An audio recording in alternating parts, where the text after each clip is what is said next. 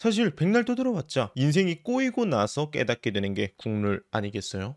그러고 결국 저를 찾아오게 되죠.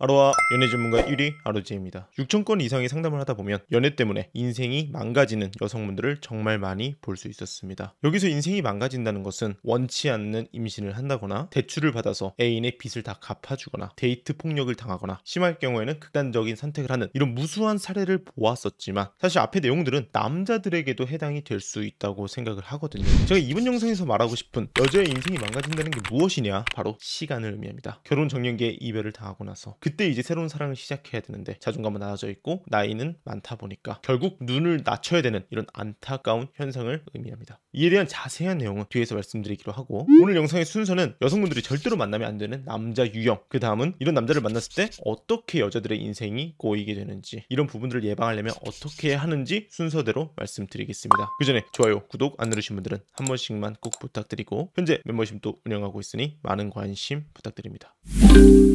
여러분, 20대부터 30대 초반까지 이 시간의 가치는요, 여자가 남자에 비해 압도적으로 높습니다. 매력이 줄어들게 되고 결혼에 불리하기 때문이죠. 물론 남자를 잘 만나는 분들은요, 40대가 되어서도 그렇고 이혼하고 나서도 남자들 정말 잘 만나고 다녀요. 그러나 대부분의 여자들은 아니라는 거죠. 나이가 들수록 자존감이 낮아지고 그리고 현실적으로 판단하게 되거든요. 제가 예전에 상담했던 어떤 여성분은요, 전남친, 전전남친, 전전전 남친 이 세 명을 동시에 재회 요청을 하셨던 분도 있었어요. 왜? 지금의 내가 더 나은 사람을 못 만날 것 같으니까 과거에서 답을 찾으려고 한다는 거죠. 저는 제 여성 구독자분들이 나중에 이런 일이 절대로 없었으면 하는 바람이 있습니다. 자, 그렇다면 본론으로 들어가서 여자의 인생을 망치는 남자는 무엇이냐? 바로 책임감이 없는 남자를 의미합니다. 오해하시면 안 돼요. 가정에 충실하지 않고 자기 할 일 하지 않고 놀고 빈둥대고 이런 사람을 의미하는 게 아니에요. 여기서 말씀드리는 책임이라는 건 연인 사이에 어떤 갈등이 생겼을 때 그 문제를 책임지고 나서서 해결하려고 하지 않는 남자를 의미합니다. 이런 남자를 만났을 때 어떻게 여자들의 인생이 꼬이는지 말씀드려 볼게요. 그 전에 이런 남자를 만나는 여성분들은 크게 두 가지로 분류할 수 있어요. 첫 번째는 남성성이 강한 여자. 이 남성성이 강한 여성분들은 굉장히 공격적인 성향을 갖고 있거든요. 그래서 자신과 비슷한 성향의 남자를 만나잖아요. 치고받고 싸우고 금방 헤어지게 돼요. 오래 만날 수가 없어요. 그래서 이런 여성분들은 어떤 남자를 원하냐? 여성스러운 남자를 원합니다. 다정다감하고 잘 받아주고 섬세하고, 이런 남자들과 만났을 때 잘 맞는다고 느끼고 오래 연애를 할 수 있게 되거든요. 그런데 이렇게 연애를 하다가 보통 어떻게 변질이 되냐면 모성애로 연애를 하는 경우로 빠지게 돼요. 흔히 말하는 아들 키운다고 이야기하죠. 두 번째는 나를 좋아해주는 사람만 만나는 여성분들이 있어요. 여성분들 중에는 내가 좋아하는 사람 말고 누군가가 나를 좋아해주면 마음이 생기는 분들이 있다는 거죠. 그런데 이런 남자들은 애인과 시간을 굉장히 많이 보내려고 하고 연애가 삶에 미치는 비중이 다른 남자들에 비해 훨씬 크다 보니까 여성분들 입장에서는 크게 더 만족할 수 있다는 거죠. 자, 그렇다면 이 남자를 만났을 때 어떻게 여자의 인생이 꼬이게 되냐? 처음에는 다 좋아요. 남자가 적극적으로 다가오기도 하고 다른 남자들에 비해서 함께 시간을 많이 보내고 배려심도 많고 나에게 정말 많은 관심을 가져주고 다정다감해서 천생연분이라고 느낀다는 거죠. 이렇게 연애를 이어나가다가 문제가 생기기 시작합니다. 남자 쪽에서는 대부분 다 맞춰주고 잘 챙겨주고 이런 성향이다 보니까 여자들의 무의식에는 이 남자를 어떻게 생각하냐면 당연하게 느껴요. 쉽게 말해 만만하게 본다는 거죠. 그래서 조금만 서운하면 화를 낸다거나, 아니면 내가 힘들 때마다 자신의 심정을 다 토로하면서 감정 쓰레기통으로 사용을 하거나, 아니면 남자친구의 행동이 조금 답답하고 앞가림을 못하는 것 같으면 쓴소리나 잔소리를 많이 하게 된다는 거죠. 그럼 이때 상대방은 어떻게 행동을 보이냐면 지치고 힘들다면서 한순간에 이별을 통보하거나 잠수를 타버려요. 그럼 이때 여성분들은 어떻게 행동하냐? 대부분은 매달리거나 집으로 찾아가요. 내가 잘못한 것도 알고 있고 남자친구가 나를 정말 좋아해준 것도 만나는 동안 노력한 것도 알고 있기 때문에 죄책감을 느끼거든요. 그런데도 웃긴 게 이런 남자들에게는 진심을 보이면서 다가가잖아요. 마음을 열고 다시 사귀게 돼요. 진짜 문제는 여기서부터입니다. 다시 만나고 나서 관계가 또 좋아지다가 앞에서 말씀드렸던 문제들 있죠. 이런 것들이 또 반복되잖아요. 그러면 또 그때 가서 남자는 이별을 통보하거나 잠수를 타버려요. 왜? 학습이 되거든요. 내가 이별을 통보하거나 잠수를 타면은 여자 쪽에서 먼저 미안하다고 하고 잘못했다고 하고 나를 찾아오고 문제 해결 방식이 이렇게 고착이 돼버리는 거예요. 여성분들 입장에서는 굉장히 답답하죠. 만나는 동안 내가 싫은 행동을 하면은 싫다고 얘기를 해주거나, 아니면 어떤 문제가 있었을 때 너도 나서서 이 문제를 해결하려고 하거나 어떤 말이나 액션을 조금이라도 해줬으면 좋겠는데 그런 것마저 보이지 않고 회피해버린다는 거죠. 어렸을 때 이런 남자를 만나는 여성분들은 괜찮아요. 문제는 뭐다? 결혼 정년기죠. 서로 결혼까지 약속한 사이인데도 이렇게 이별을 통보당하거나 문제 해결력 자체가 없다 보니까 나중에 결혼 준비를 하는 과정에서 부모님의 반대나 의견이 맞지 않았을 때 이 남자들은 똑같이 회피해버린다 이거죠. 그때 여자들은 낙동강 오리알 신세가 돼버리고 나는 이 사람은 없으면 안 된다고 울부짖게 되는 거죠. 그렇다고 다른 사람을 만나자니 자존감은 낮아져 있고 언제 새로운 사람 만나서 언제 연애를 해서 언제 결혼을 하냐 막막하기만 하죠. 이 상태에서 저한테 상담받으러 오시는 분들이 대부분이에요. 그렇다면 이런 문제를 예방하기 위해서는 어떻게 해야 하냐? 지금부터 잘 들으세요. 여러분의 남자친구가 지금 어떤 사람인지 뭐 연하남인지 연상인지 전혀 상관없어요. 첫 번째는 책임감을 확인하셔야 됩니다. 이 책임감이라는 게 일부러 막 싸워볼 수는 없잖아요. 억지로 갈등을 만들 수도 없고요. 일부러 먼저 시비를 걸어서 싸우지 마시고요. 여러분의 고민을 한번 이야기해보세요. 남자친구에게 직장에 대한 고민인지 결혼에 대한 고민인지 앞으로 진로에 대한 고민인지 어떤 고민이나 걱정을 이야기했을 때 남자친구가 그걸 진심으로 걱정해주고 그 문제를 해결하기 위해서 내가 어떤 도움을 줄 수 있는지 어떤 조언을 할 수 있는지 그런 노력들을 보셔야 돼요. 여자들이 제일 싫어하는 남자 행동이 뭐죠? 그냥 공감해주지 않고 문제 해결을 이야기하려고 하잖아요. 그런데 이 문제 해결을 하려고 한다는 게 결국은 남성성이거든요. 하지만 앞에 말씀드렸던 남성분들은 그냥 이해하고 공감만 해주고 아니면 나몰라라 하는 경우도 많아요. 그러니까 여러분의 고민을 먼저 이야기하면 갈등을 만들지도 않고 상대방의 성향을 볼 수 있다 이거죠. 두 번째는 소통을 많이 해야 됩니다. 꼭 회피형이 아니더라도 자신의 속마음을 얘기 안 하는 사람들이 많거든요. 쌓아두는 게 아니라 그냥 좋은 게 좋은 거지. 내가 참자 이렇게 흘려버리는 사람들이 많다 이거죠. 둘 사이의 관계가 좋을 때 혹시 서운한 건 없었는지 나한테 바라는 건 없는지 우리 관계의 미래는 어떻게 흘러갈 건지 이런 부분에 대해서 이야기를 정말 많이 하셔야 됩니다. 마지막 세 번째는 보험이에요.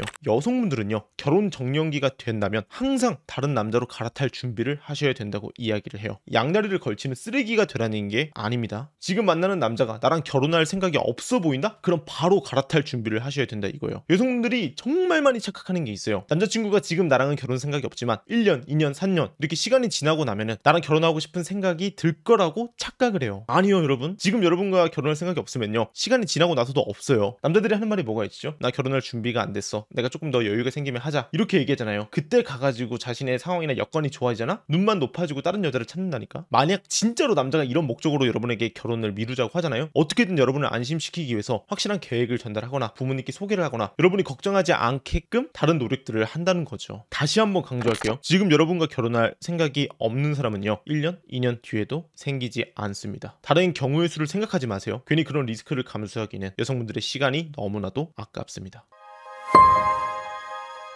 사실 이 이야기를 제가 다 말씀드려도 다 알 거예요. 그렇지만 연애라는 게 어때요? 머리로는 알아도 마음이 시키지가 않잖아요. 이 사람을 너무 좋아하다 보니까 그냥 내가 아쉬운 입장이다 보니까 먼저 손을 내밀고 싶고 달려가고 싶고 그렇잖아요. 제가 이런 여성분들을 얼마나 많이 만나봤겠어요. 그냥 속이 타들어가죠. 아무튼 제가 백날 떠들기보다는 여러분들의 도움이 조금 필요합니다. 이 영상을 보고 조금이나 공감이 되시는 분들은 댓글에다가 현실적인 좀 조언, 쓴소리를 좀 남겨주셨으면 좋겠어요. 왜냐면 저 혼자 떠드는 것보다 여러분들의 의견이 모아졌을 때 그나마 다른 사람을 훨씬 더 설득하기가 쉬워지거든요. 아무튼 이 영상을 보는 모든 여성분들이 꼭 좋은 인연을 만나서 결실을 맺을 수 있기를 진심으로 응원하겠습니다. 항상 아프지 말고 연애를 하셨으면 좋겠어요. 오늘 제가 준비한 영상은 여기까지입니다. 도움이 되셨다면 좋아요, 구독 다시 한 번만 꼭 부탁드리고 저는 다음에 더 유익하고 재미있는 영상으로 인사드리겠습니다.